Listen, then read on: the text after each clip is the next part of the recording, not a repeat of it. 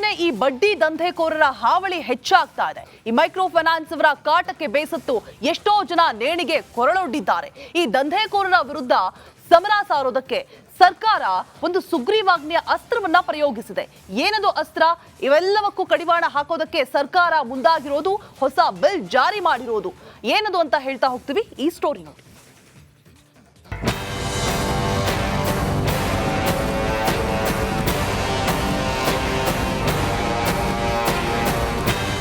ಧನದಾಯಿಗಳ torture.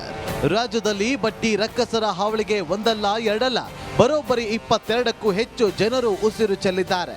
ಈ ಬಗ್ಗೆ republic Kannada ವರದಿ ಮಾಡಿ ಸರ್ಕಾರವನ್ನ ಬಡಿದೆಬ್ಬಿಸಿದೆ. ಹೀಗಾಗಿ ಬಡ್ಡಿಕೋರರ ವಿರುದ್ಧ ಸುಗ್ರೀವಾಜ್ಞೆ ಅಸ್ತ್ರ ಪ್ರಯೋಗಿಸಲು ಸರ್ಕಾರ ಮುಂದಾಗಿದೆ.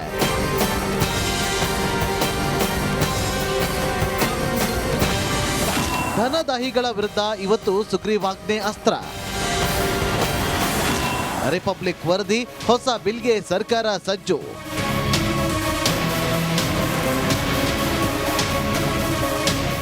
ಮೈಕ್ರೋ ಫೈನಾನ್ಸ್ ಸುಗ್ರೀವಾಜ್ಞೆ 2025 ಇವತ್ತು ಜಾರಿಯಾಗುವ ಸಾಧ್ಯತೆ ಇದೆ. ಸುಮಾರು 10 ಪುಟಗಳ ಕರಡು ಪ್ರತಿ ರೆಡಿಯಾಗಿದೆ. ಕಾನೂನು ಸಚಿವ ಎಚ್.ಕೆ. ಪಾಟೀಲ್ ಅವರು ಸಿಎಂಗೆ ಪ್ರತಿ ಸಲ್ಲಿಸಿದ್ದಾರೆ. ಸುಗ್ರೀವಾಜ್ಞೆ ಪರಿಶೀಲಿಸಲಿರುವಂತಹ ಸಿದ್ದರಾಮಯ್ಯ ರಾಜ್ಯಪಾಲರಿಗೆ ಕರಡು ರವಾನಿಸಲಿದ್ದಾರೆ. ಹೀಗಾಗಿ ಇಂದು ಸಂಜೆಯೊಳಗೆ ರಾಜ್ಯಪಾಲರಿಂದ ಬಿಲ್ಗೆ ಅಂಕಿತ ಬೀಳುವ ಸಾಧ್ಯತೆ ಇದೆ. ಈಗ ಅದು ಫೈನಲೈಸ್ ಆಗಿ 2-3 ದಿನದಲ್ಲೇ ಮಾಡಬೇಕು ಅಂತ ಸೂಚನೆಯನ್ನು ಮುಖ್ಯಮಂತ್ರಿಗಳು ಕೊಟ್ಟಿದ್ದರು. ಈಗ ಅಂತಿಮವಾಗಿ ಆಗಿದ್ದರೆ ಅದನ್ನು ಆದಷ್ಟು ಶೀಘ್ರವಾಗಿ ಮುಖ್ಯಮಂತ್ರಿಗಳ ಅನುಮತಿ ಮೇಲೆ ರಾಜ್ಯಪಾಲರಿಗೆ ಕಳಿಸ್ತಾರೆ. ಜನರ ಬದುಕಿಗೆ ಆತಂಕ ಮಾಡ್ತಕ್ಕಂಥ ವಸೂಲಿ ಪ್ರಕ್ರಿಯೆಯನ್ನು ನಾವು ಒಪ್ಪೋದಿಲ್ಲ. ಅಮಾನವೀಯವಾಗಿರ್ತಕ್ಕಂಥ ಯಾವುದೇ ಪ್ರಕ್ರಿಯೆ ಇರಲಿ, ಅದಕ್ಕೆ ತಕ್ಷಣ ಲಗಾಮ್ ಹಾಕುವಂಥ ಕೆಲಸವನ್ನು ಮಾಡೋದಕ್ಕೆ ಈಗಾಗಲೇ ನಮ್ಮ ಮಸೂದೆ ಸಿದ್ಧವಾಗಿ ಸುಗ್ರೀವಾಜ್ಞೆ ಮಾಡೋದಕ್ಕಾಗಿ ಮಾನ್ಯ ಮುಖ್ಯಮಂತ್ರಿಗಳ ಅಂತಿಮ ನಿರ್ಣಯಕ್ಕೆ ಅದನ್ನು ಕಳಿಸಿಕೊಟ್ಟಿದ್ದೇವೆ. ಹಾಗಾದರೆ ಸರ್ಕಾರ ಹೊರತರಲಿರುವಂತಹ ಸುಗ್ರೀವಾಜ್ಞೆಯಲ್ಲಿ ಏನಿದೆ ಅನ್ನೋದನ್ನ ನೋಡೋದಾದ್ರೆ, ಬಡ್ಡಿ ದಂಧೆಕೋರರ ವಿರುದ್ಧ ಸರ್ಕಾರ ಸುಗ್ರೀವಾಜ್ಞೆ ಅಸ್ತ್ರ ಪ್ರಯೋಗಿಸಲು ನಿರ್ಧರಿಸಿದೆ. ನೋಂದಣಿ ಮಾಡದೆ ವಹಿವಾಟು ನಡೆಸುವಂತಿಲ್ಲ. ಕಾನೂನು ಬಾಹಿರವಾಗಿ ನಡೆಸಿದರೆ ಕಠಿಣ ಶಿಕ್ಷೆ ವಿಧಿಸುವ ಕಾನೂನು ಜಾರಿಗೆ ಮುಂದಾಗಿದೆ. 3 ವರ್ಷ ಜೈಲು ಜೊತೆಗೆ 1 ಲಕ್ಷ ದಂಡ ವಿಧಿಸಲು ತೀರ್ಮಾನಿಸಿದೆ. ದುಬಾರಿ ಬಡ್ಡಿ ವಿಧಿಸಿದರೆ ಕ್ರಿಮಿನಲ್ ಕೇಸ್ ಹಾಕುವ ಬಗ್ಗೆ ನಿರ್ಧಾರ ಮಾಡಲಾಗಿದೆ. ಸಾಲ ನೀಡುವ ಬಗ್ಗೆ ಸರ್ಕಾರಕ್ಕೆ ಮಾಹಿತಿ ನೀಡಬೇಕು. ಫೈನಾನ್ಸ್ ಕಂಪನಿಗಳು ಮುಚ್ಚಳಿಕೆ ಬರೆದುಕೊಡಬೇಕು.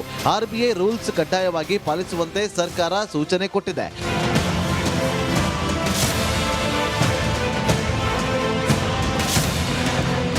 ಒಬ್ಬ ಸಾಲಗಾರ 2 ಸಂಸ್ಥೆಗಳಿಂದ ಮಾತ್ರ ಸಾಲ ಪಡೆಯಬಹುದಾಗಿದೆ.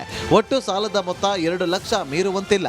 ಕೇಳಿದ ಕೂಡಲೇ ಯಾವುದೇ ರೀತಿಯಲ್ಲಿ ಬೇಕಾಬಿಟ್ಟಿ ಸಾಲವನ್ನ ಕಂಪನಿಗಳು ನೀಡುವಂತಿಲ್ಲ. ಸಾಲ ಮಾಡುವವರ ಅರ್ಹತೆ ನೋಡಿ ಕಂಪನಿಗಳು ಸಾಲ ನೀಡೋದು ಕಡ್ಡಾಯ. ಒಟ್ಟಾರೆ ಬಡ್ಡಿ ರಕ್ಕಸರಿಗೆ ಹೆದರಿ ಊರು ಬಿಟ್ಟ ಕುಟುಂಬಕ್ಕೆ ಸರ್ಕಾರದ ಸುಗ್ರೀವಾಜ್ಞೆ ದಾರಿ ದೀಪವಾಗುತ್ತಾ, ಧನದಾಹಿಗಳ ಆಟ ಟೋಪಕ್ಕೆ ಬ್ರೇಕ್ ಬೀಳುತ್ತಾ ಅಂತ ಕಾದು ನೋಡಬೇಕು.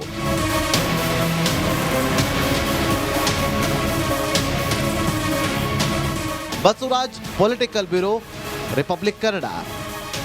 ದಿನೇ ಈ ಬಡ್ಡಿ ದಂಧೆಕೋರರ ಹಾವಳಿ ಹೆಚ್ಚಾಗ್ತಾ ಇದೆ. ಈ ಮೈಕ್ರೋ ಫೈನಾನ್ಸ್ ಅವರ ಕಾಟಕ್ಕೆ ಬೇಸತ್ತು ಎಷ್ಟೋ ಜನ ನೇಣಿಗೆ ಕೊರಳೊಡ್ಡಿದ್ದಾರೆ. ಈ ದಂಧೆಕೋರರ ವಿರುದ್ಧ ಸಮರ ಸಾರೋದಕ್ಕೆ ಸರ್ಕಾರ ಒಂದು ಸುಗ್ರೀವಾಜ್ಞೆಯ ಅಸ್ತ್ರವನ್ನ ಪ್ರಯೋಗಿಸಿದೆ. ಏನದು ಅಸ್ತ್ರ?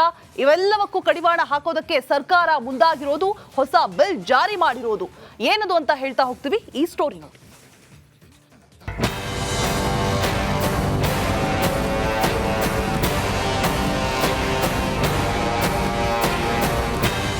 ಧನದಾಯಿಗಳ ಟಾರ್ಚರ್. ರಾಜ್ಯದಲ್ಲಿ ಬಡ್ಡಿ ರಕ್ಕಸರ ಹಾವಳಿಗೆ ಒಂದಲ್ಲ ಎರಡಲ್ಲ ಬರೋಬ್ಬರಿ 22ಕ್ಕೂ ಹೆಚ್ಚು ಜನರು ಉಸಿರು ಚೆಲ್ಲಿದ್ದಾರೆ. ಈ ಬಗ್ಗೆ ರಿಪಬ್ಲಿಕ್ ಕನ್ನಡ ವರದಿ ಮಾಡಿ ಸರ್ಕಾರವನ್ನ ಬಡಿದೆಬ್ಬಿಸಿದೆ. ಹೀಗಾಗಿ ಬಡ್ಡಿಕೋರರ ವಿರುದ್ಧ ಸುಗ್ರೀವಾಜ್ಞೆ ಅಸ್ತ್ರ ಪ್ರಯೋಗಿಸಲು ಸರ್ಕಾರ ಮುಂದಾಗಿದೆ.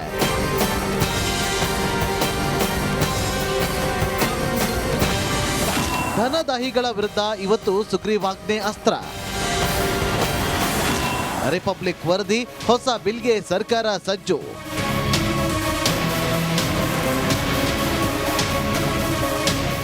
ಮೈಕ್ರೋ ಫೈನಾನ್ಸ್ ಸುಗ್ರೀವಾಜ್ಞೆ 2025 ಇವತ್ತು ಜಾರಿಯಾಗುವ ಸಾಧ್ಯತೆ ಇದೆ. ಸುಮಾರು 10 ಪುಟಗಳ ಕರಡು ಪ್ರತಿ ರೆಡಿಯಾಗಿದೆ. ಕಾನೂನು ಸಚಿವ ಎಚ್.ಕೆ. ಪಾಟೀಲ್ ಅವರು ಸಿಎಂಗೆ ಪ್ರತಿ ಸಲ್ಲಿಸಿದ್ದಾರೆ. ಸುಗ್ರೀವಾಜ್ಞೆ ಪರಿಶೀಲಿಸಲಿರುವಂತಹ ಸಿದ್ದರಾಮಯ್ಯ ರಾಜ್ಯಪಾಲರಿಗೆ ಕರಡು ರವಾನಿಸಲಿದ್ದಾರೆ. ಹೀಗಾಗಿ ಇಂದು ಸಂಜೆಯೊಳಗೆ ರಾಜ್ಯಪಾಲರಿಂದ ಬಿಲ್ಗೆ ಅಂಕಿತ ಬೀಳುವ ಸಾಧ್ಯತೆ ಇದೆ.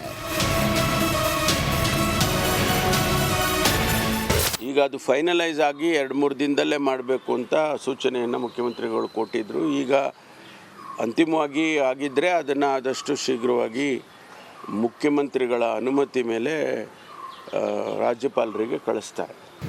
ಜನರ ಬದುಕಿಗೆ ಆತಂಕ ಮಾಡ್ತಕ್ಕಂಥ ವಸೂಲಿ ಪ್ರಕ್ರಿಯೆಯನ್ನು ನಾವು ಒಪ್ಪೋದಿಲ್ಲ.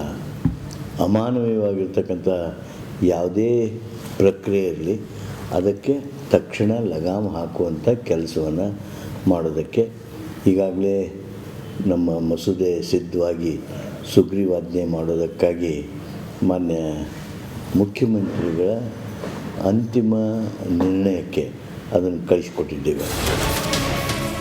ಹಾಗಾದ್ರೆ ಸರ್ಕಾರ ಹೊರತರಲಿರುವಂತಹ ಸುಗ್ರೀವಾಜ್ಞೆಯಲ್ಲಿ ಏನಿದೆ ಅನ್ನೋದನ್ನ ನೋಡೋದಾದ್ರೆ,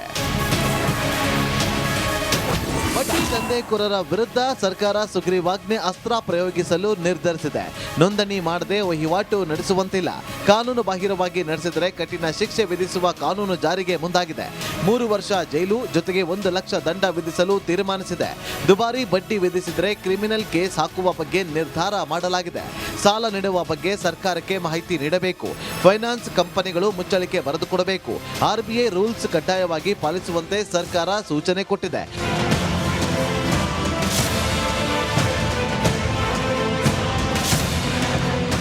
ಒಬ್ಬ ಸಾಲಗಾರ 2 ಸಂಸ್ಥೆಗಳಿಂದ ಮಾತ್ರ ಸಾಲ ಪಡೆಯಬಹುದಾಗಿದೆ.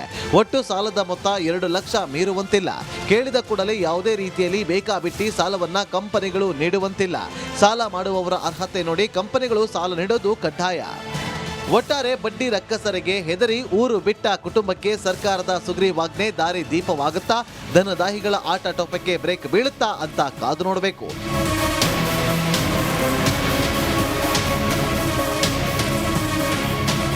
Basavaraj, political bureau, republic Kannada. ದಿನ ಈ ಬಡ್ಡಿ ದಂಧೆಕೋರರ ಹಾವಳಿ ಹೆಚ್ಚಾಗ್ತಾ ಇದೆ. ಈ ಮೈಕ್ರೋ ಫೈನಾನ್ಸ್ ಅವರ ಕಾಟಕ್ಕೆ ಬೇಸತ್ತು ಎಷ್ಟೋ ಜನ ನೇಣಿಗೆ ಕೊರಳೊಡ್ಡಿದ್ದಾರೆ. ಈ ದಂಧೆಕೋರರ ವಿರುದ್ಧ ಸಮರ ಸಾರೋದಕ್ಕೆ ಸರ್ಕಾರ ಒಂದು ಸುಗ್ರೀವಾಜ್ಞೆಯ ಅಸ್ತ್ರವನ್ನ ಪ್ರಯೋಗಿಸಿದೆ. ಏನದು ಅಸ್ತ್ರ? ಇವೆಲ್ಲವಕ್ಕೂ ಕಡಿವಾಣ ಹಾಕೋದಕ್ಕೆ ಸರ್ಕಾರ ಮುಂದಾಗಿರೋದು, ಹೊಸ ಬಿಲ್ ಜಾರಿ ಮಾಡಿರೋದು. ಏನದು ಅಂತ ಹೇಳ್ತಾ ಹೋಗ್ತೀವಿ, ಈ ಸ್ಟೋರಿ ನೋಡಿ.